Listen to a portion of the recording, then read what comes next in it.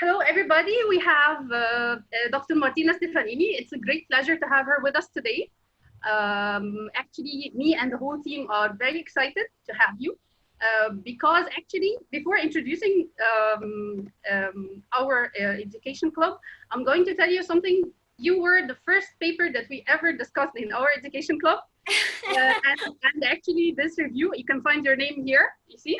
Yes, exactly. So, of course, and Professor Zucchelli. So you were actually an inspiration for the whole thing to start.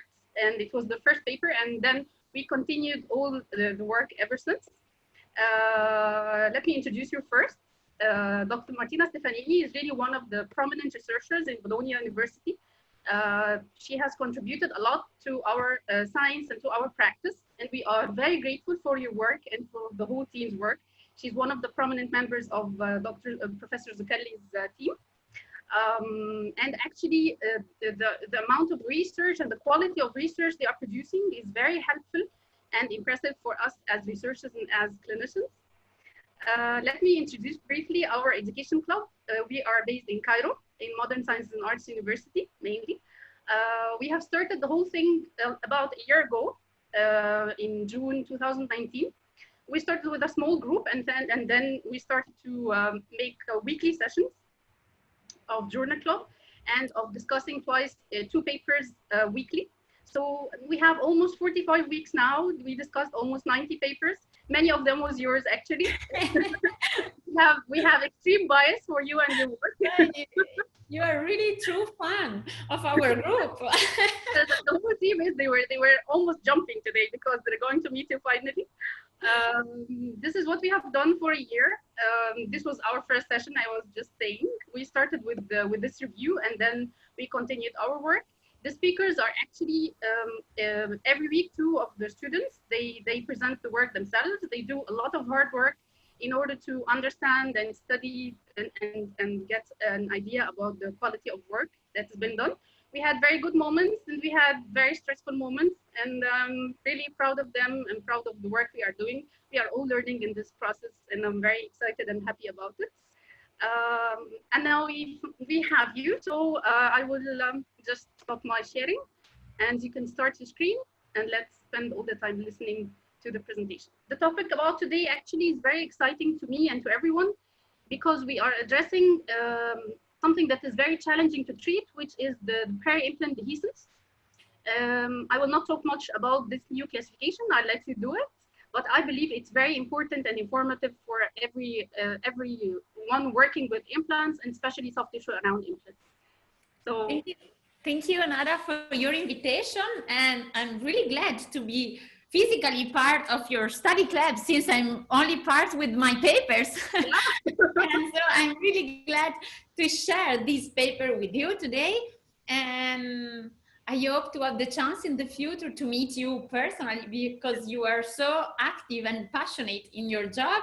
And I think we need to do something together to work more close because it would be a real pleasure, really. That's hopeful. So, okay, I would like to share with you today the treatment of soft tissue dehiscences around implant. And as Nada told you, I come from Bologna, which is a medieval town in the north of Italy. And we are very famous for our medieval towers, as you can see in the pictures. And we are also famous for our university, which is the oldest university in Europe. And that means all over the world. So we are very proud about that. And we are famous also for our very good food. These are tortellini, our Bolognese specialty. And we are famous also for these typical arcades. As you can see in the pictures, we have these arcades that are very useful during rain period because you can walk all over the city without the umbrella. And if you carefully look at the shapes of these arcades, you immediately understand why in Bologna we are so focused on the treatment of gingival recession defect. And when we speak about gingival recession around teeth, it's not a comfort zone because everything is already well established and clear in literature.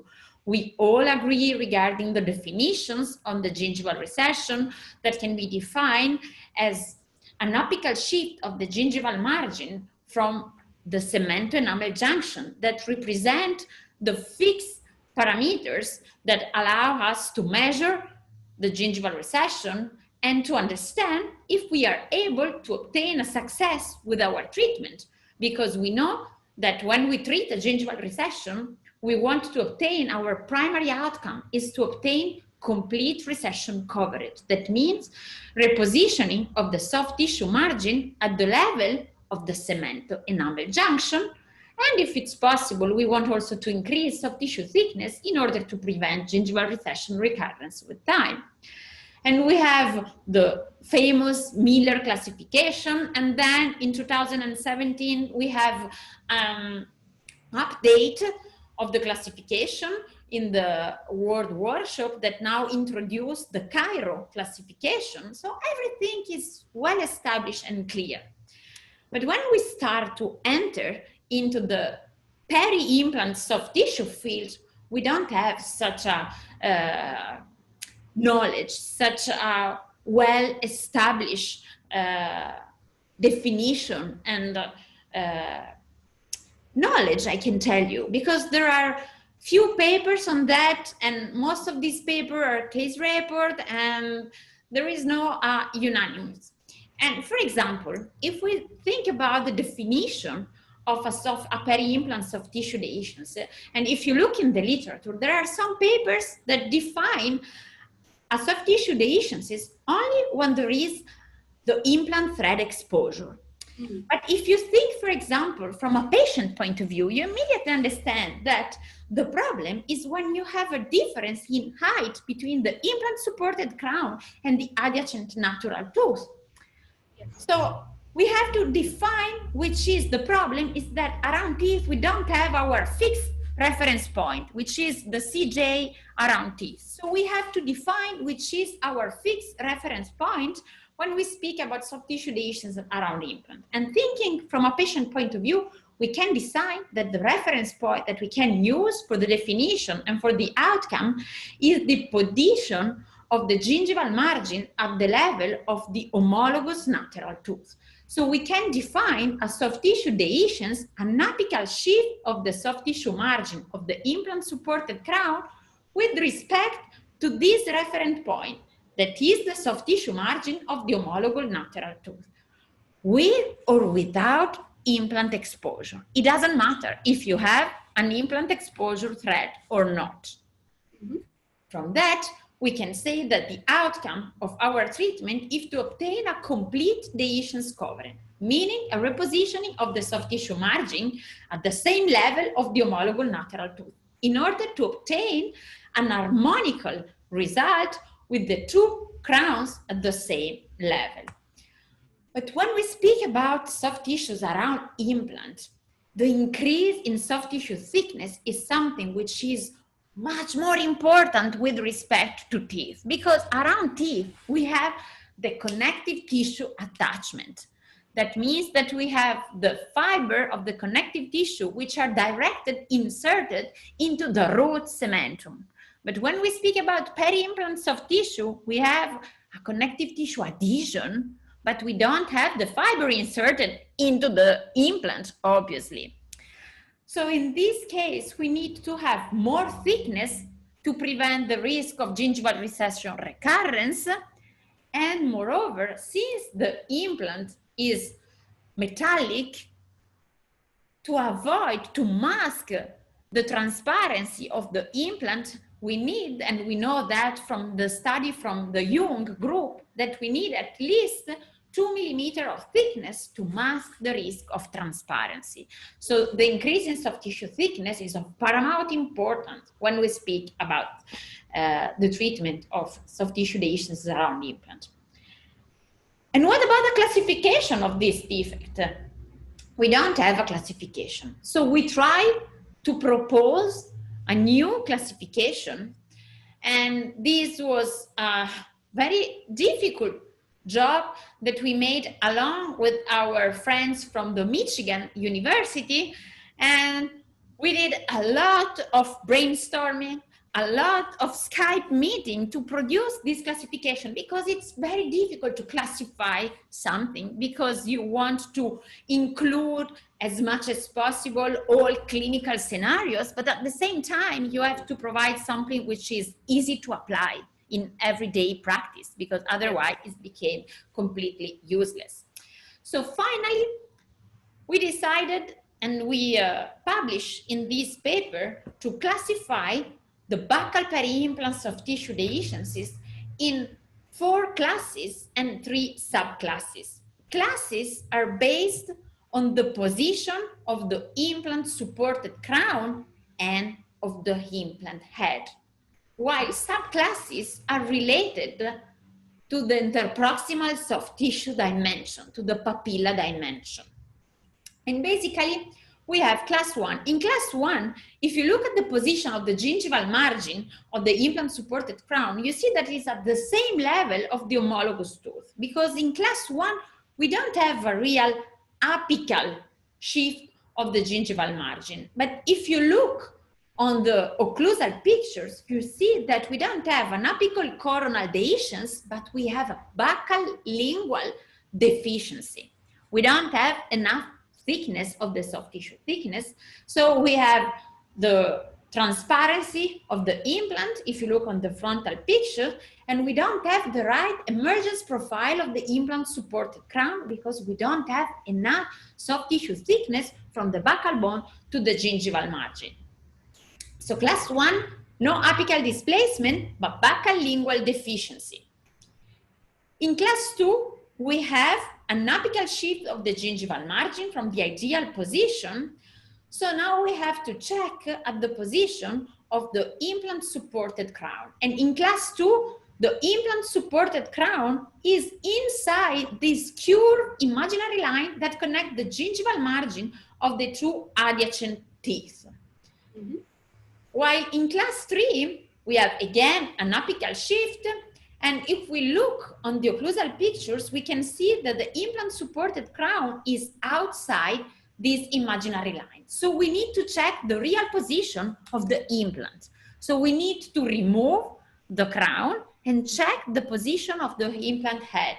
And in class 3, we are lucky, like in this case, because despite the crown was outside, once we remove the crown, we can see that the implant head is inside this straight line that connects the gingival margin of the 2 adjacent teeth. So it's in a correct position.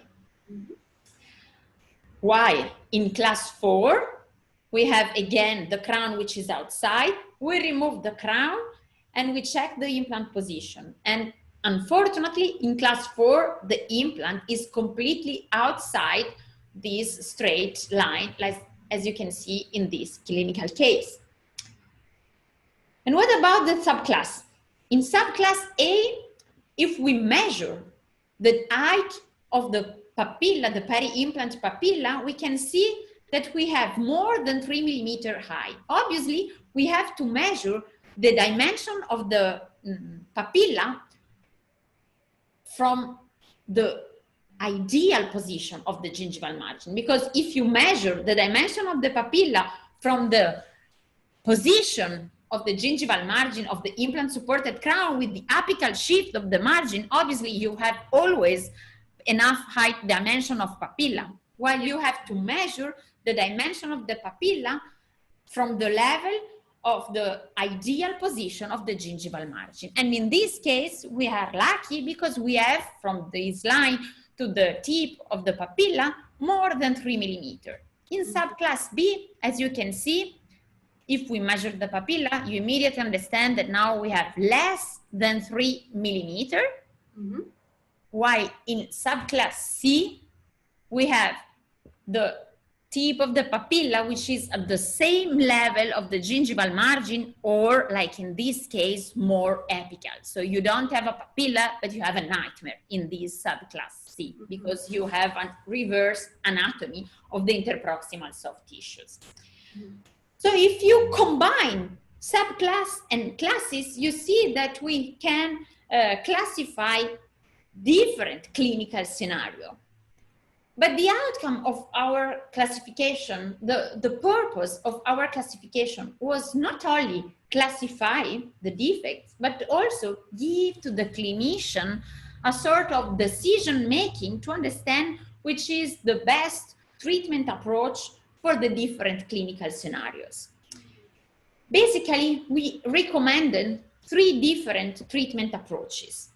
The easiest one is when you don't have to remove the clinical crown, but you can simply keep the same crown in position and perform a coronally advanced flap plus a connective tissue graft or a collagen matrix, or if you are more familiar with the tunnel, a tunnel technique. Because in this case, you don't have to, if you perform a tunnel technique, it's because you don't have to coronally advance the flap, but simply increase the soft tissue thickness. Another treatment approach is the so-called combined prosthetic and surgical approach. And in this case, you have to remove the crown and to perform a pre-surgical prosthetic treatment to increase the interproximal soft tissue thickness. Mm-hmm. And the last treatment approach is the submerged healing. When you don't have papilla at all, you have to completely submerge the implant. So let's look some cases in order to understand how we apply this decision making. If you look at this case, you immediately understand that we don't have an apical shift of the gingival margin with respect to the homologous tooth, which is the contralateral lateral incisor, which is in a correct position. So we don't have to coronally advance a flap in order to change the position, but we have to coronally advance a flap because we want to increase soft tissue thickness. So we need to apply a connective tissue graft, and we need to coronally advance the flap to be able to completely cover the connective tissue graft in this case, because the outcome in this case is to increase the soft tissue thickness in order to improve the emergence profile and to mask the transparency of the abutment. So we elevate flap, we obtain a mild coronally advancement of the flap just to have the chance to completely cover this connective tissue graft, as you can see, which remain completely covered, submerged by the coronally advanced flap in order to obtain an increase in soft tissue thickness. And if you look in the healing pictures, you immediately understand how thick is now the tissues, and that is able to mask the transparency, to improve the emergence profile, and to avoid recession recurrence in this case. And this is the frontal aspect. You can see the same dimension of the implant supported crown, but an increase in soft tissue thickness. And this is another case, but in this case, since we don't have, you see that we don't have also in this case thickness enough. When you don't have thickness enough, the emergence profile of the crown is not correct. The patient cannot keep a good plaque control in this area, and the aesthetic is not nice. And here we are at the level of the first premolar, which is an aesthetic area. But in this case, if you look at the papilla dimension, you see that the papilla are not so good like in the previous case. So we have to reduce the crown and reduce the abutment in order to let the interproximal tissue to grow a little bit more. And then once the soft tissue are improved, we can, in this case, use this collagen matrix. This matrix is the mucoderm from the botiss, and I really like this material because it's really easy to handle. It's really like the connective tissue graft, and it's very easy to suture. And as you can see, it's sutural at the base of the anatomic disepithelialized papilla, but also in the apical aspect, because when we use this collagen matrix, we try to position the collagen matrix above 2-3 millimeters above the buccal bone. So it's a little bit high, and there is a risk of movement, of buccal displacement of the matrix. So we prefer to fix it also in the apical aspect, and then we completely cover it with the flap we place a short provisional crown. As you can see, the stability of the soft tissue 14 days later, and the increase after 6 months. After 6 months, we know that the matrix is completely resorbed. So we know that the increase of the soft tissue thickness that we have now is really connective tissue, because while the matrix resorb, the matrix acts as a scaffold for the blood clot. The blood clot remains inside the matrix, and during the matrix degradation, the blood clot became new connective tissue. So at 6 months, you have the idea of the real amount of connective tissue that you are able to obtain thanks to your surgery. And this is after 9 months, and I like to see always the occlusal pictures because it's the best one to appreciate the increase in soft tissue thickness. And obviously this is the stability after 2 years, where you can see now you don't have a concavity, but you have a buccal convexity, like as it is a root under the soft tissue. And this was one of the cases that we include in this paper, that is a 1-year follow-up case series, in which we describe the use of this soft tissue augmentation procedure with this mucoderm. This is another case. 2 lateral incisor with these 2 implant supported crown, which are longer than the central incisor. This is not aesthetically acceptable for the patient, because you know that the lateral incisor should be shorter than the central incisor and the canine. Yes. So in this case, we have a class 2 because the crown is positioned inside the curved imaginary line. So we don't have to remove the crown because the crown is inside, and we have a quite good amount of interproximal soft tissue. So the approach is again the easiest one, with only a connective tissue graft completely covered by a coronally advanced flap. And this is the healing on the right side, and the same treatment approach should be performed on the other quadrant, same aspect, because in the other quadrant we have the same problem. Apical shift of the gingival margin, good amount of the interproximal soft tissue, no need to remove the crown because the crown is inside the curved line. So again, coronally advanced flap plus connective tissue graft to increase the soft tissue thickness and to position more coronally the gingival margin at the level of the implant supported crown of the lateral incisor. And again, you see the increase in soft tissue thickness, and if you compare the baseline with the 1-year healing, you can see the increase in the soft tissue thickness in this area, which is the area from the buccal bone crest to the gingival margin. This is the area so-called supracrestal soft tissues. And the supracrestal soft tissue should be thicker than 2 millimeters because they are not attached to the root. So it is not a problem of bone, because sometimes they ask me, why you don't have to do bone augmentation in this area? Because the implant is well integrated in this case, for example. The implant was inside the bone, completely osseointegrated, no soft tissue, no buccal bone dehiscence on the vestibular aspect. What was lacking was the soft tissue from the buccal bone to the gingival margin. This is the area from the soft tissue, not from the bone, because it corresponds at the same area that we have around teeth. Around teeth, they are attached through the connective tissue attachment. Here, they are not attached through a real attachment, and for this reason should be thicker. Mm-hmm. And if you look on the front, kind of gives us a selection criteria of when to apply this soft tissue augmentation. When you have intact buccal bone. No, you can apply it, and you will see in other cases when you don't have intact buccal bone, you have to apply the same approach, because since the implant is outside the bone because was malpositioned, you cannot obtain bone regeneration outside the bone envelope. The bone envelope. Yes. So in this case, you have 2 solutions. Or you remove the implant, you perform ridge augmentation, and then you place a new implant. But if the implant is already too buccally positioned, you don't have the chance to cover these dehiscence with bone.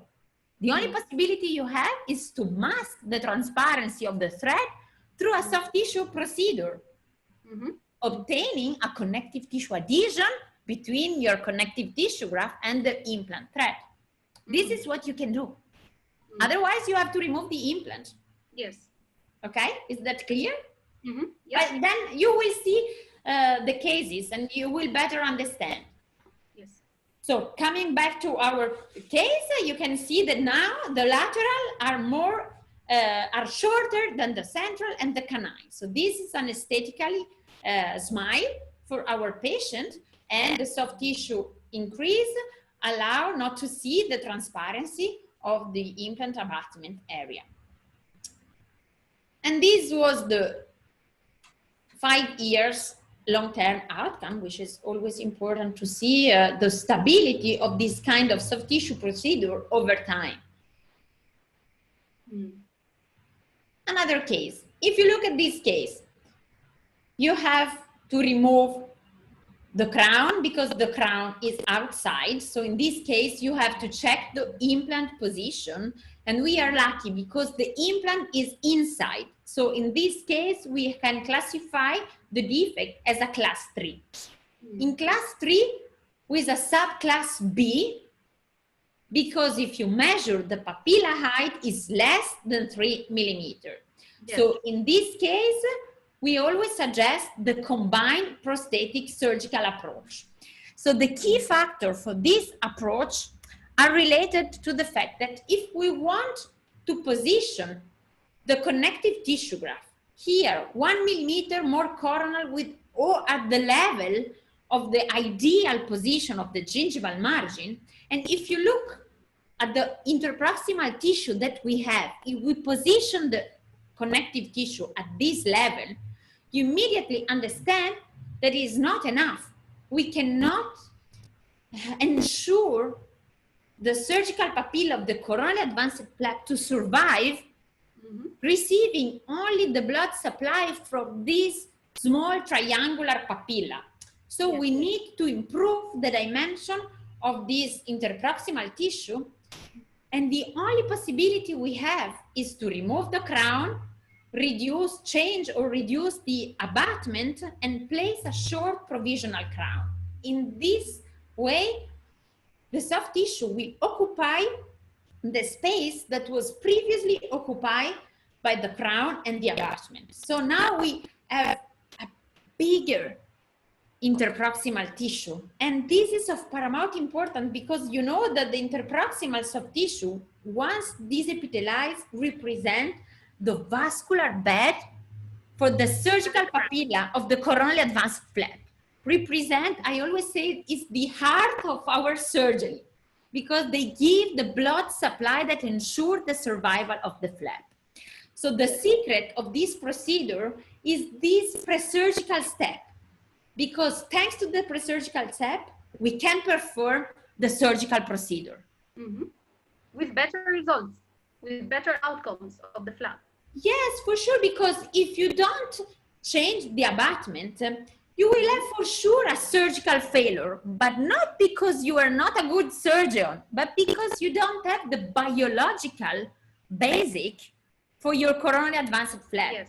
There are in literature some study previously published, the study, for example, from Rocuzzo, and he was trying to cover the soft tissue dehiscences without removing the crown, and he obtained a poorer result compared with our. But not because he's not a good surgeon. I personally know Mario, and I know that he's one of the masters in mucogingival surgery. The problem was that without the removal of the crown, you don't have the papilla. So you don't have the biological support for your coronally advanced flap. Yes. And then once you prepare the soft tissue, then you have to think also about the quality of the connective tissue graft that you are harvesting, because you need a stable connective tissue graft, because at the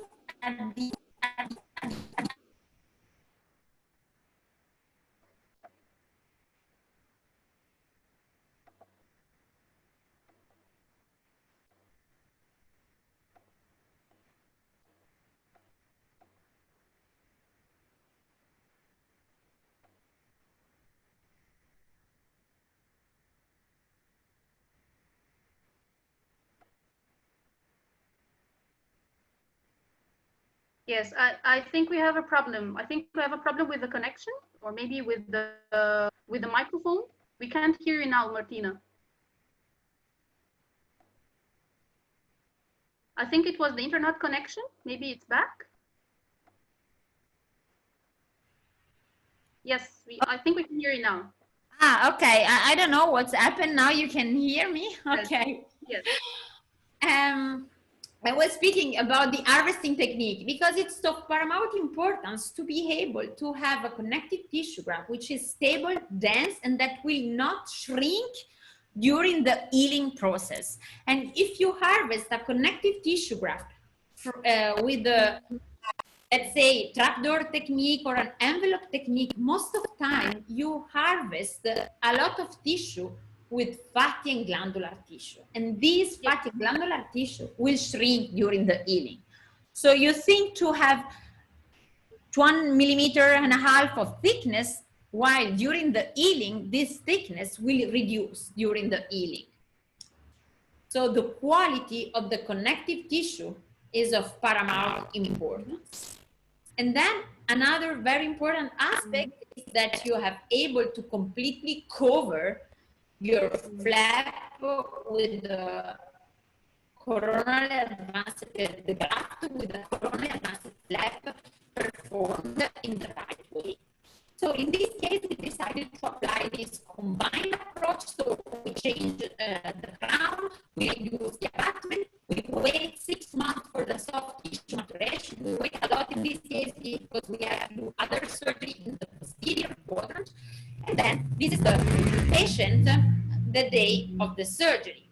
And in this case, the surgery was performed also including the adjacent teeth that was a prosthetic tooth. So the flap is a trapezoidal flap made with the same design, but that include 2 adjacent teeth. So there is also an horizontal incision between the implant and the lateral incisor. Split thickness surgical elevation that is performed keeping the blade parallel to the soft tissue, and then you have to connect the vertical releasing incision with the central portion of the flap, keeping the blade very, very beveled. You see, this is the soft tissue split thickness elevation. Once all the papilla are elevated split thickness, in this case, since there is some keratinized tissue, you can use the periosteum elevator to elevate full thickness the flap. I'm sorry. No problem. It's okay. Okay, so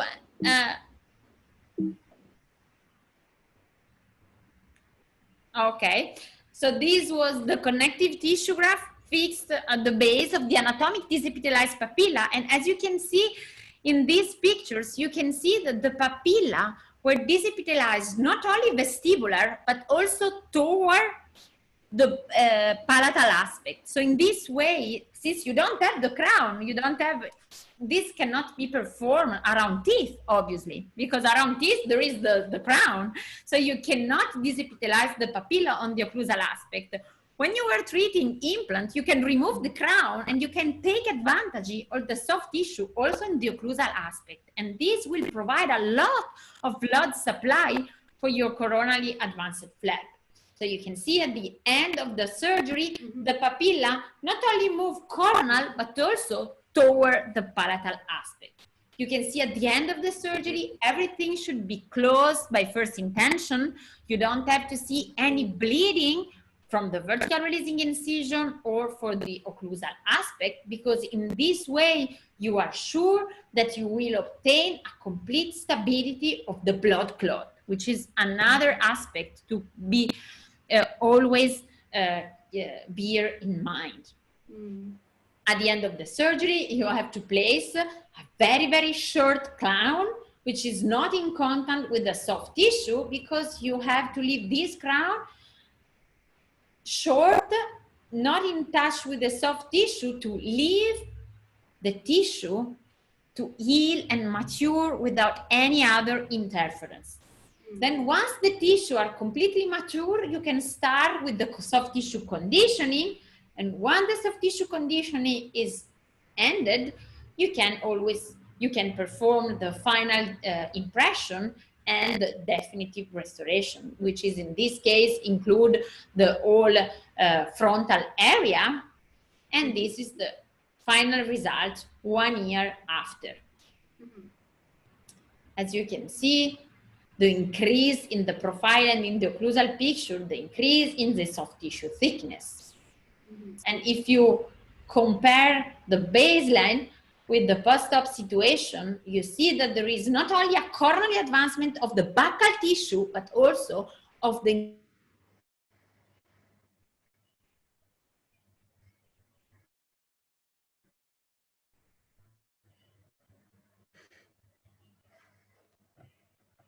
No, we can't hear you. Yes, it's muted again.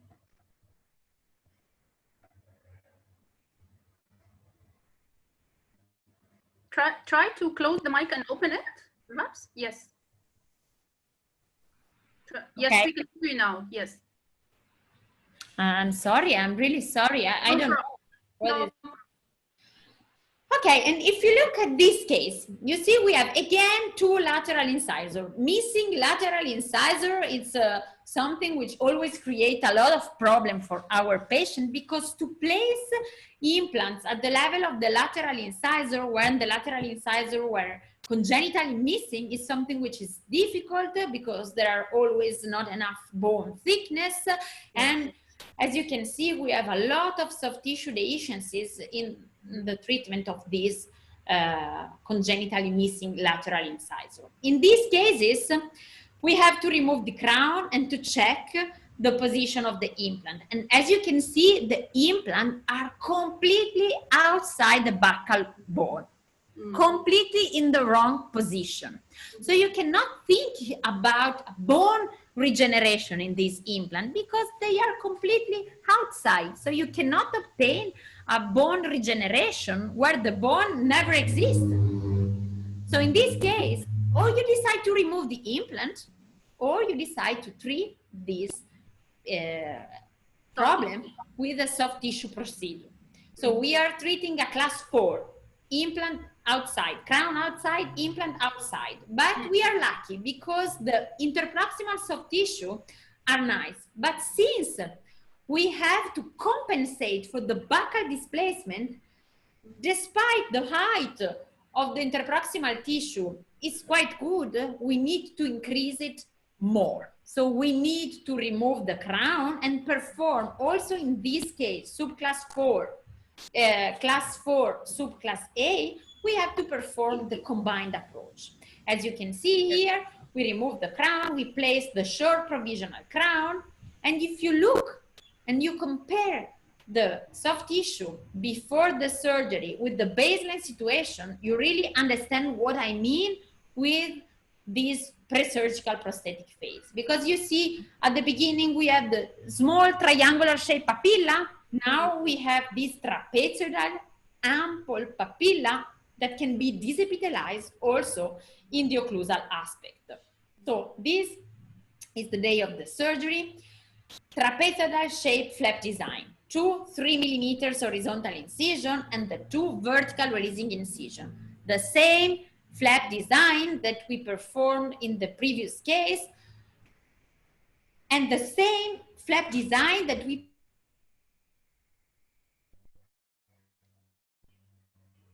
mute and unmute. Mute and unmute the mic.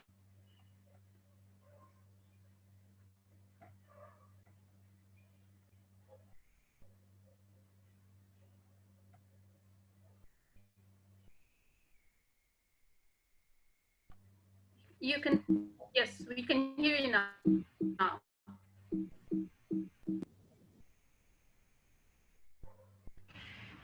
Okay. Yes. You can see, you can listen? Yes, I can listen, yes. No. No. Okay. Okay. So this is the split thickness surgical papilla elevation. And when you are when you perform the split thickness papilla elevation around teeth, it's very easy because you have the bone that guides you in the split thickness elevation. While when you are elevating this papilla without the bones, there is the risk to elevate too thick split thickness papilla. So you have to keep the blade parallel to the external tissue and try to elevate this papilla with the uniform thickness for the entire dimension. As you can see in this case, there is a completely lack of keratinized tissue at the level of the mucosal margin. So you cannot use the periosteum elevator. And you cannot use the periosteum elevator inserted at the level of the sulcus also because since the implant is so buccally displaced, you know that you will have for sure some implant thread exposed.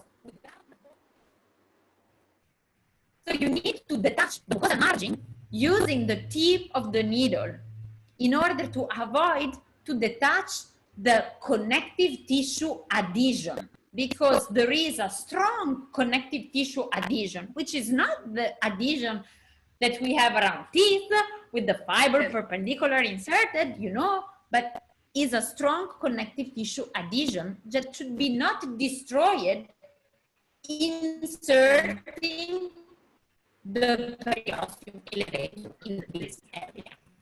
So you see, it's very difficult this step of the procedure because there is high risk to perforate the alveolar mucosa, which is very, very thin in this area. So you need to be very gentle, delicate, using only the tip of the blade to detach the mucosal margin from this area. A very important aspect is that before the surgery, you have to probe. Yes. Let me rephrase what you just said because the voice was not working well. You were saying that we split the interproximal papilla with the blade, and here, because the threads are exposed and the attachment is very, you cannot go with the periosteal elevator. Exactly. You cannot go with the exactly. Exactly. You cannot go with the periosteum elevator, but you have to elevate with the tip of the blade in the central area. And another important aspect is that these threads, since were not probable before the surgery, they are not contaminated. So you don't have to do nothing on these threads because they are not contaminated. They were not exposed to the oral cavity and to the bacteria because they were not exposed and were not probable. Okay? This is very important in these cases. And as you can see, the implant is buccally displaced, so the threads are outside the bone. But if you place some bone material above this thread, you will be not able to obtain bone regeneration in this area. Moreover, you are not able to solve the aesthetical problem because if you place some bone on the thread exposed, you have any way to do the soft tissue augmentation and place the connective tissue and coronally advance the flap to coronally advance the gingival margin. You understand what I mean? Okay. So you see, after the flap elevation with the deep and the superficial split thickness incision, you have to desepithelize the anatomical papilla. You see, you have to remove the layer of epithelium, just the layer of epithelium, and keep as much as possible the connective tissue, because this connective tissue will provide the vascular supply to the surgical flap. I can hear you now. Okay. The harvesting procedure is the free gingival graft harvesting procedure. And as I told you, it's of paramount importance to perform this technique because you need to harvest a thickness of dense connective tissue graft, because you need to obtain at the end of the surgery between the thickness of the flap and the thickness of the connective tissue 2 millimeters of soft tissue thickness. Usually, you see the flap is really, really thin. It's on average 0.5 millimeter thickness. So you need to harvest 1.5 millimeter thickness of connective tissue graft. And you know, it's very difficult with envelope technique or with a trapdoor technique to have a palate thick enough to open a door, open a palatal flap, harvest 1.5 millimeter of connective tissue graft. While with our technique, it's almost always possible to have such a thickness of palate. And also because the quality of the connective tissue, which is immediately subepithelial, is the best one. After the surgery, with the short provisional crown, the tissue remains exactly in the desired position without any flap shrinkage, because the connective tissue helps the flap to remain in the final coronal position, and the interproximal disepithelialized tissue give the right blood supply to the flap. So thanks to this basic concept, you are able to maintain the flap in the final position. Since the flap completely cover, because the flap remains stable and completely cover the connective tissue graft, the connective tissue graft has the possibility to remain stable and to give the increase in soft tissue thickness. And now you can see after 6 months after soft tissue maturation, you can start with the soft tissue conditioning with the new screw retained provisional crown, because with the new provisional crown you have the possibility to guide the soft tissue, the increased soft tissue, not only on the buccal aspect but also in the interproximal area, in order to obtain a complete feel of the soft tissue in the interproximal area. Yes. And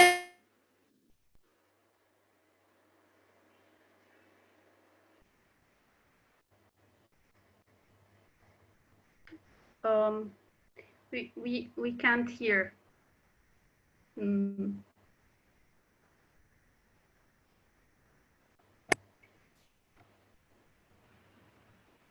Okay. Yes, yes. No, Nada, I'm so sorry, but it's a nightmare. It's impossible. It's okay, we can carry on. And you see that now, if you look in the occlusal picture after the healing, it seems that the implant is correctly positioned thanks to the increase of the soft tissue thickness. In this case, you cannot perform screw retain definitive crown because of the buccal malposition. So in most of the cases, you have to do a cemented crown, which is not ideal, but is what you can perform due to this buccal displacement of the crown. And this is after the final restoration, where you can see that the both implant supported crown at the level of the lateral incisor are at the same level, which is shorter than the central incisor, which is aesthetically nice. And the increase in soft tissue that masks the transparency. Obviously, this is the X-ray that at the baseline showed that the implant was well osseointegrated and the stability of the bone after 3 years, because I forgot to tell you at the beginning that we are speaking about implants which are complete.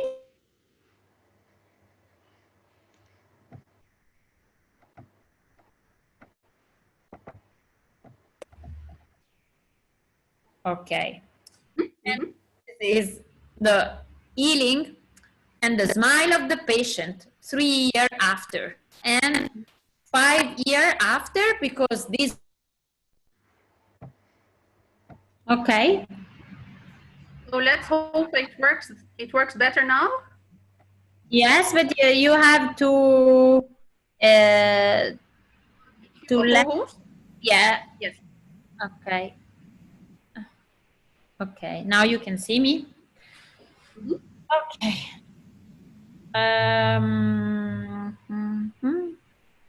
Start sharing your screen.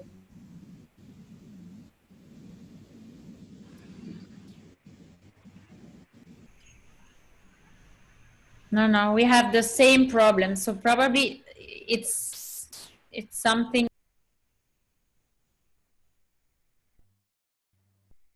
What does it tell you? You are muted now here.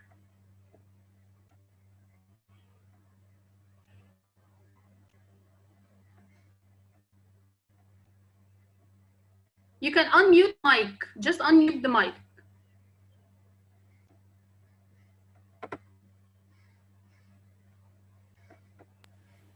We can see the screen, and now I can hear you. Yes. Okay. Okay. Let's see if it works finally. Okay, so, and this was one of the cases that we follow up to 5 years. And as you can see in the pictures, thanks to our harvesting technique, after 5 years, we were able not only to maintain the same amount of coverage, but we were able also to observe a further increase in soft tissue thickness because of the harvesting procedure. So this dense connective tissue graft with time will further mature, and this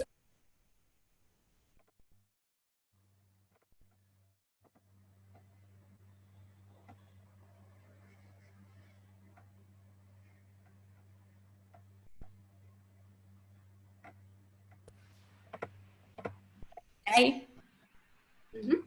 This is another case. In this case, I want to show you this last case because as you can see here, we have the thread exposed.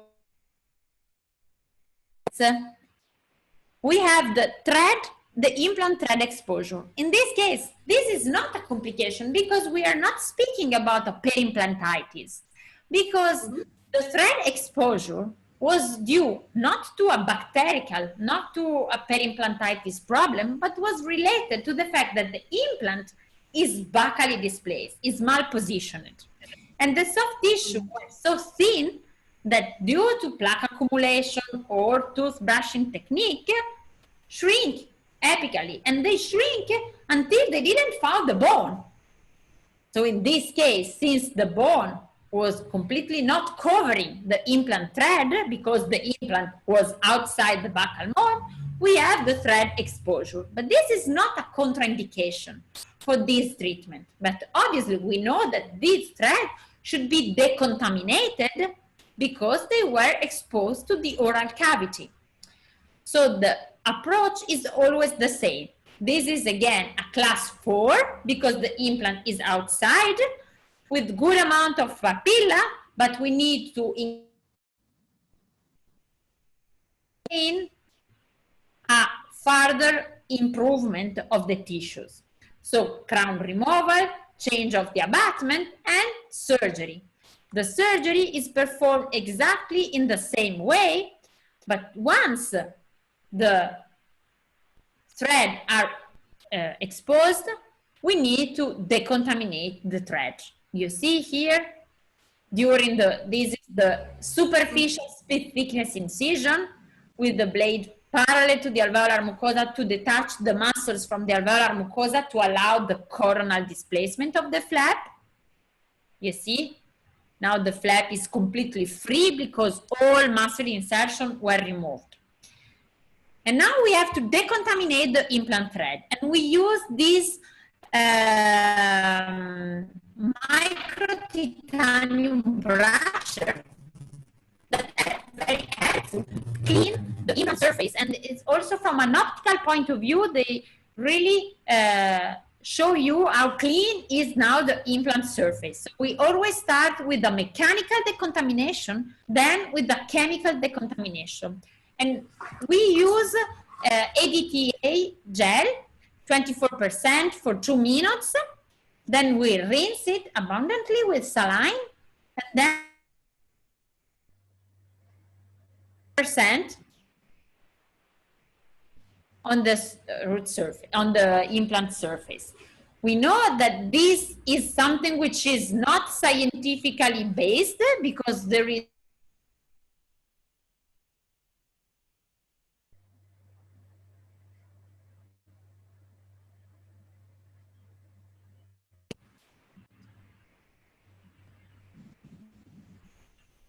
okay, it's a nightmare.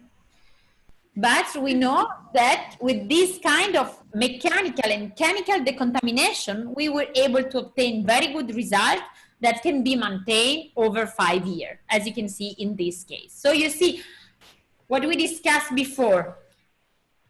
Why you cannot perform bone regeneration in this case? Because the implant was buccally displaced. So it is nonsense to perform a bone regeneration. So the only solution is, the only alternative is the implant removal. If you want to place an implant which is completely inside the bone.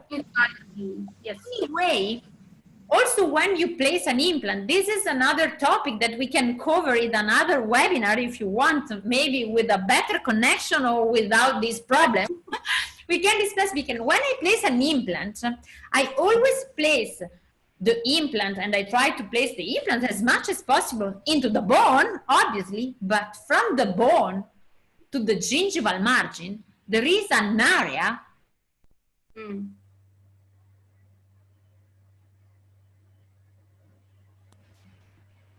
when you place the implant, there is the area from the buccal bone to the mucosal margin of the implant supported crown, which is the area of the supracrestal soft tissue. And in this area, you need to have a thickness of 2 millimeters to prevent recession recurrence. So it's the same concept also when you apply implant, during implant installation. And I just want to show you briefly, because with this terrible connection, this case, which is the case with the worst condition of interproximal soft tissue. So in this case, you have the implant which is inside the bone, but the problem is the interproximal soft tissue. So if you want to solve this case, you don't have enough interproximal tissue to coronally advance the flap. So in this case, the only possibility is to perform a submerged healing. So you have to treat this area as it is an edentulous area. And you remove the crown, you remove the abutment, you place a kneeling cap,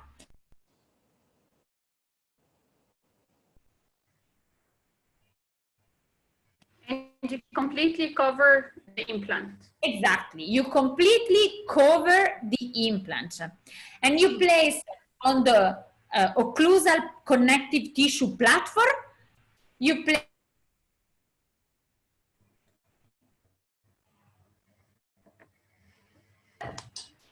and then you completely cover and submerge the implant.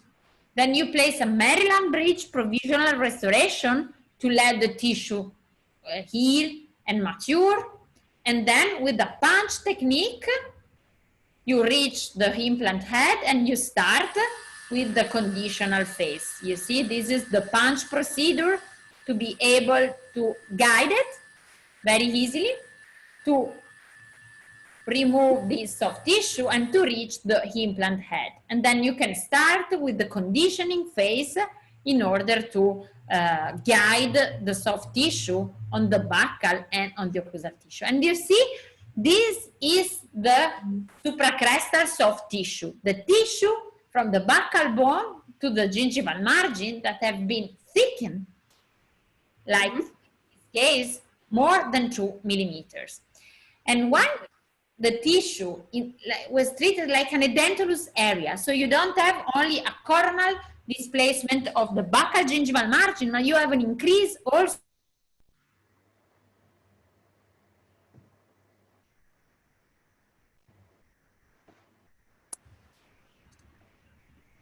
the papilla. You had an increase in both buccolingual dimension and apicocoronal dimension. Exactly. Yes. And this is the smile of the patient. So you see that basically in all these clinical scenarios, you have the possibility to solve with the soft tissue procedure that can be very easily only coronal.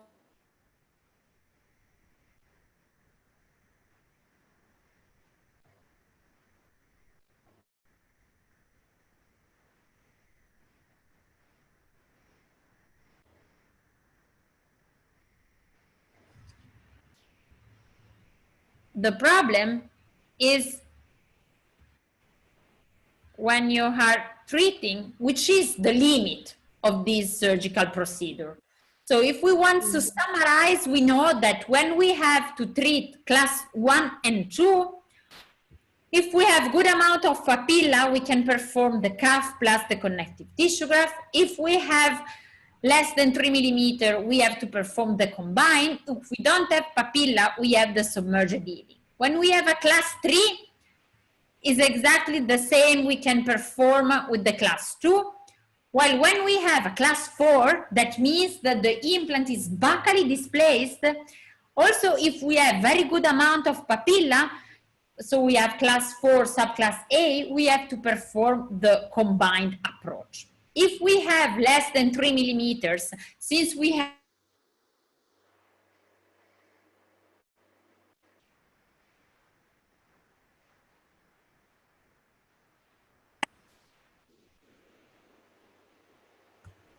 okay, now you can listen to me again. Yes. So when you are in class 4 and you have good amount of papilla,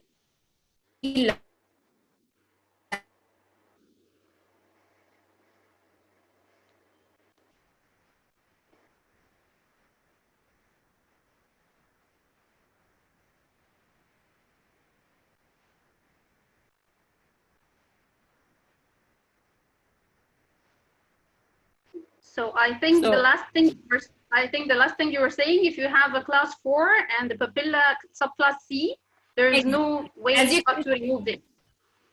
Exactly. You see in these pictures, you have class 4, the implant is buccally displaced and the position of the soft tissue is more apical than the position of the ideal margin. So in this case, we don't have a soft tissue procedure that allow to obtain an aesthetic result in this case. So this is the only case, class 4 subclass C, in which if you want to obtain a better aesthetic result, you need to remove the implant and start again.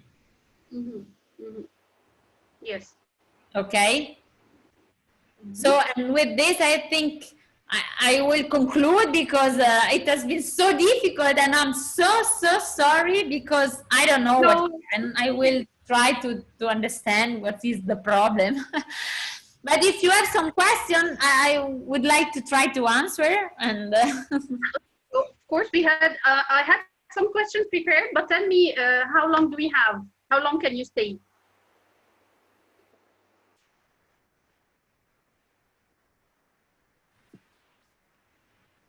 I can hear you now. Maybe we can stop the screen sharing.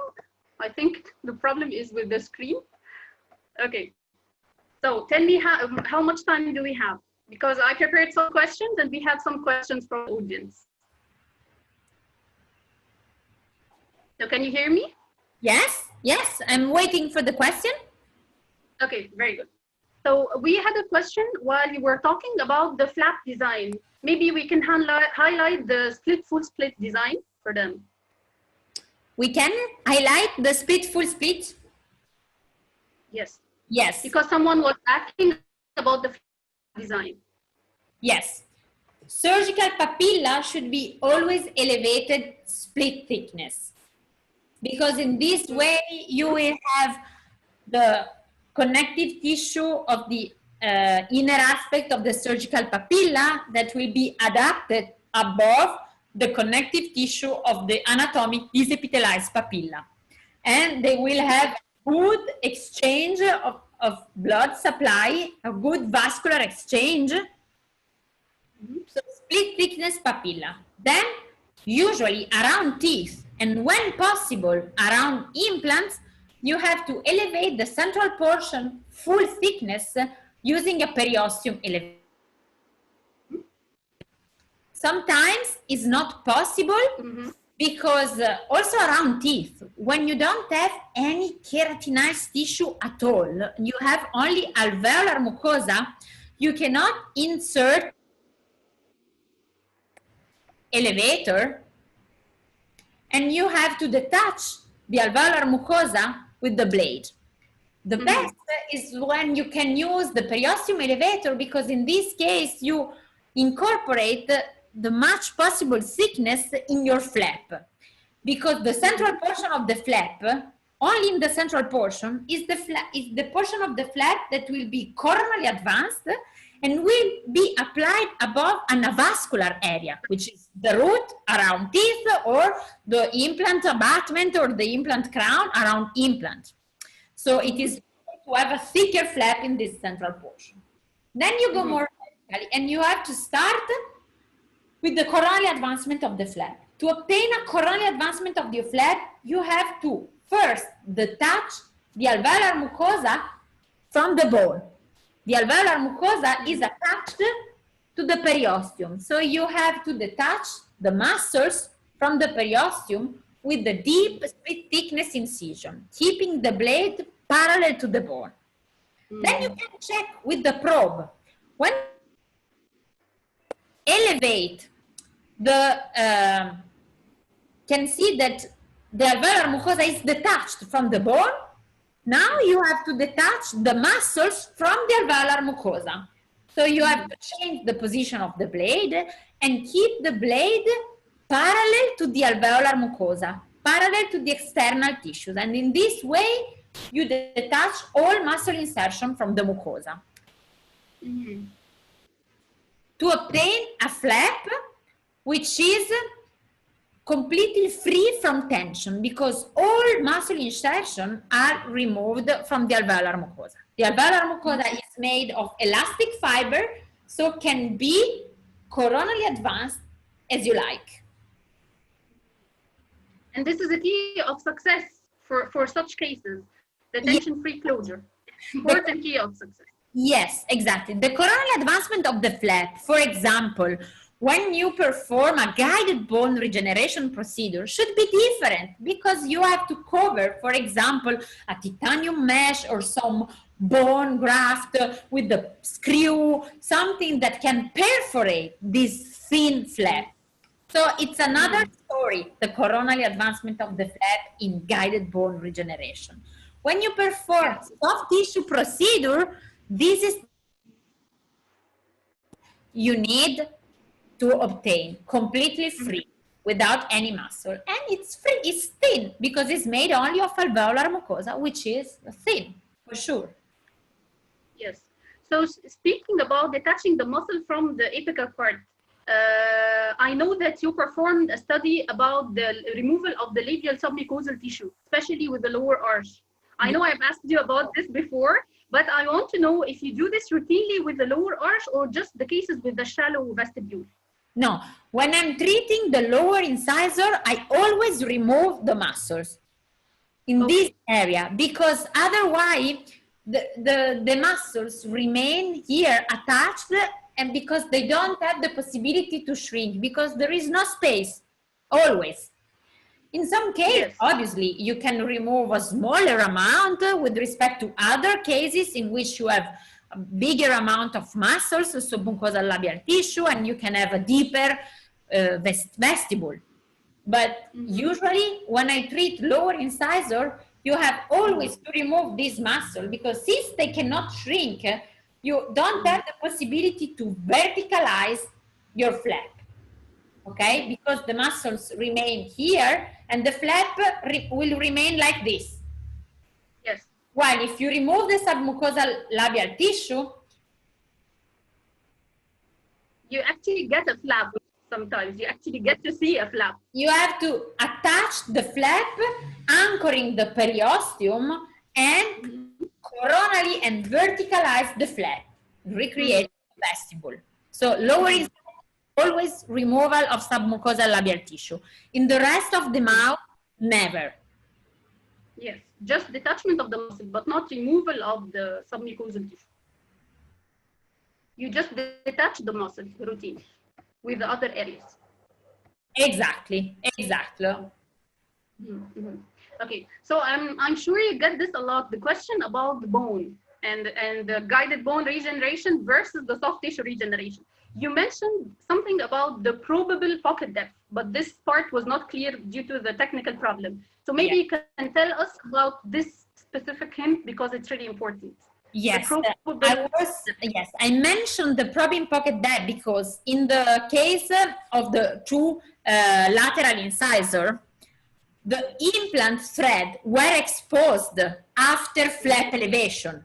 But before flap elevation, the thread were covered by the mucosa.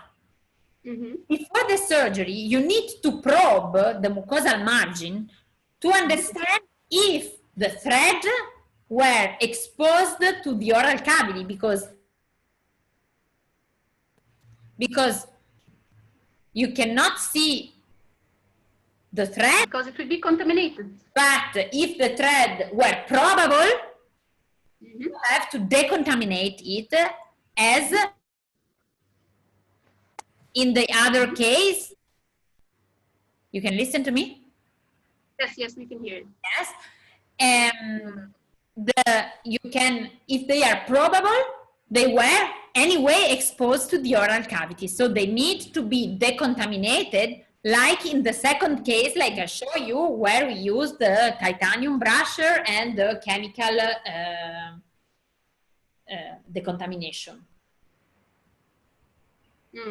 As if it was a case of peri-implantitis. As if it was a case of peri-implantitis. Yeah, it was not a peri-implantitis. It was not peri-implantitis because the interproximal bone was intact. So it was not a matter of peri-implantitis. It was a matter of buccal implant malposition. You had to decontaminate the thread because the thread were exposed to the oral cavity. So were not clean. They should be clean, but they are not contaminated by peri-implantitis. It's different. It's like when you have to do the root instrumentation to the gingival recession, to the root. So let's highlight some differences about grafting around teeth and around implants. We have differences in the thickness of the graft we harvest, and we have differences in the positioning of the graft in relation to the cemento-enamel junction. For example, around teeth, we place the graft on the cemento-enamel junction, but around implants, we place the graft more coronally. Am I correct?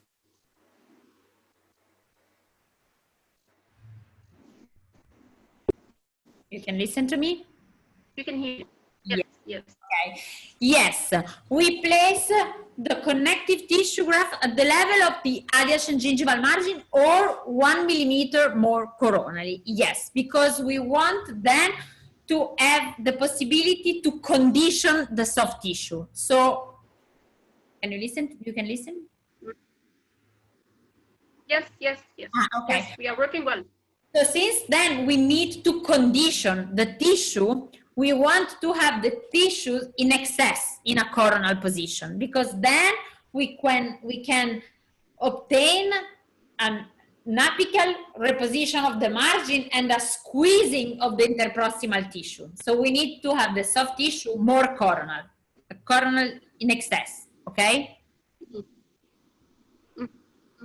Yes, and the thickness of the graft itself.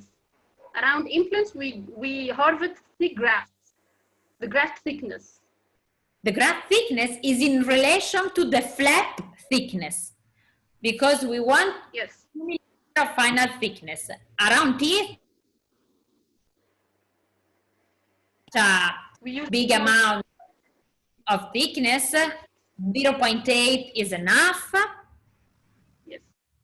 And also the height, because around teeth, the dimension of the connective tissue graft is 4 millimeter height, while around implant is in relation to the buccal bone dehiscence, because if there is a buccal bone dehiscence, we need to completely cover it. We need to cover the implant thread. So the height is related to the buccal bone dehiscence. Yes. So we have a question from one of the audience about the long-term stability of soft tissue regeneration in class 4 defects, especially because the implant is not positioned.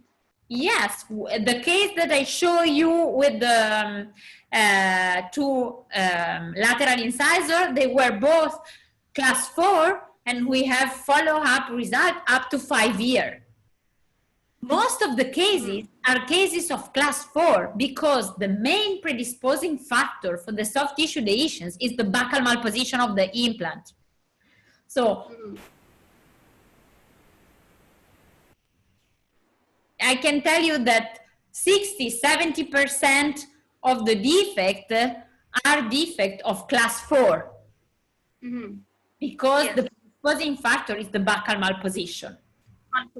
Yes.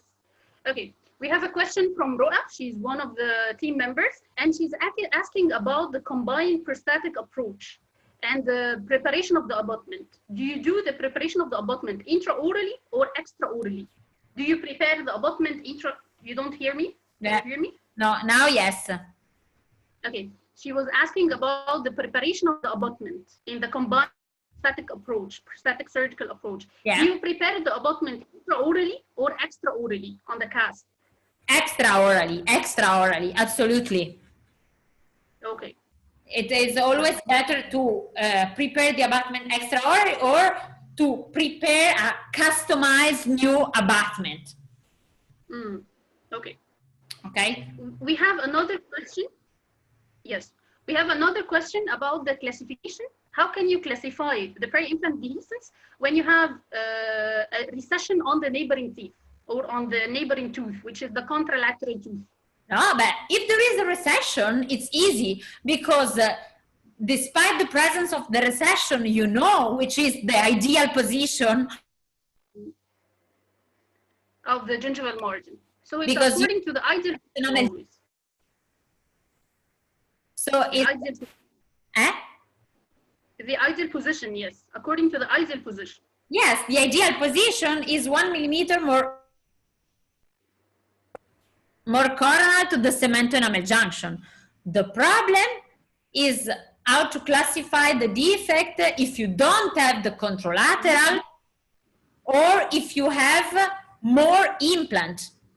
If you have more implant, it's difficult, and we didn't solve this problem in our classification. That is a classification related only to one missing tooth intercalated implant. So if there are more missing teeth, we don't have a classification of that defect. This is one of the limits. Yes. Yes. Okay. I saw the point about the chemical decontamination after ADTA. Now you rinse with saline and then we apply chlorhexidine gel for 1% for 1 minute. Okay. So ADTA and chlorhexidine. Yes, okay. So I also need to ask you about your experience with creeping when you use a soft tissue alternative, like the mucograft, like the fibroguide. Do you experience soft tissue creeping with these materials or just with the autogenous connect tissue graft? At the moment, just with the autogenous tissue graft. Okay. So do you think maybe we need longer follow-ups, or it's just the nature? I think we need to improve the alternative material we have at the moment.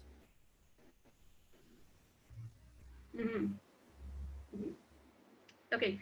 So I have more questions, but I think this is enough because we already took a lot of your time, and because of the technical problem, of course. We thank you so much, Martina, for being with us today, and we thank you for the beautiful and very good quality of work. And actually, when I was thinking about this classification, I was thinking about life before Miller, before even Miller classification. We knew nothing. We knew nothing about the prognosis. We knew nothing about the treatment. So you gave us really wonderful work about the defects and about their classification and how to manage them. And this is really a very strong and important guide for us clinicians and researchers. And I thank you so much for that. And I thank you for your time. And I hope you're not so annoyed by the technical problem. Thank you very much. I'm so sorry for the technical problem that was from my side. So I'm really sorry for that. We really enjoyed in spite of everything. And maybe we can have you again in the near future to talk again about your beautiful work. Thank you. Thank you so much. Bye. Thank you. Have a good night. Bye-bye. Ciao.